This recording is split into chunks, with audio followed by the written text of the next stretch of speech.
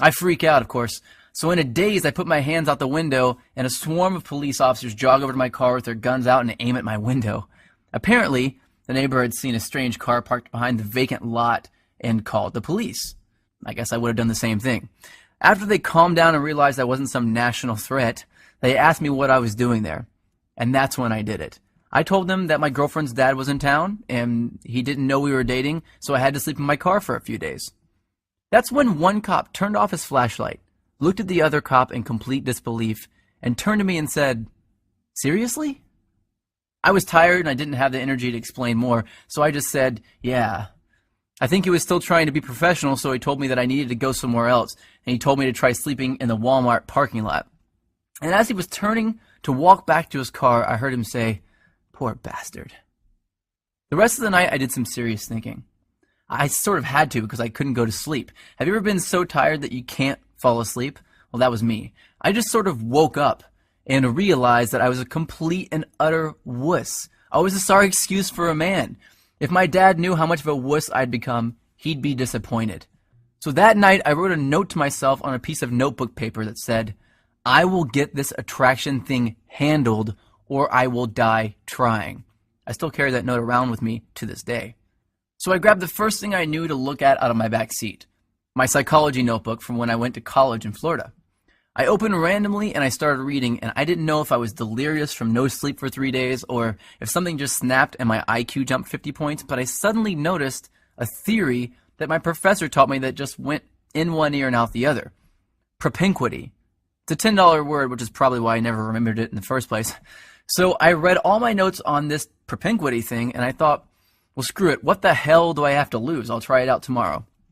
So the next morning, after rinsing off with paper towels in the bathroom at a place called Panera Bread, seriously, I went into work and I started using it on the customers. The first time I used it, nothing. The second time, nothing again. But the third time, she smiled, asked me my name, and said she'd like to hang out after I got off work. I thought, holy crap, it actually worked. So that night I hung out with her for an hour or two. No, nothing happened with her because I still didn't know what the hell I was doing, plus I wasn't single yet. And afterwards I went back, broke up with my girlfriend. My car was already packed with my crap anyway, and I spent the whole night looking through my notes to find other techniques I could try out. I did that every day for a week, then 2 weeks, then a month, then 6 months. A year went by and I had read 5 psychology textbooks, 12 dating advice books, 2 etiquette books, and watched over 400 hours of training videos on building rapport, subliminal messaging, seduction, attraction, body language, personality typing. I was a machine. And eventually I began to see patterns, things that allowed me to plug myself into an attraction switchboard. From then on, arousing, attracting, and seducing beautiful women was a piece of delicious cake to me, almost second nature. So I created brand new techniques and tricks that the world had never seen before, and all to help me take advantage of those powerful patterns that I discovered.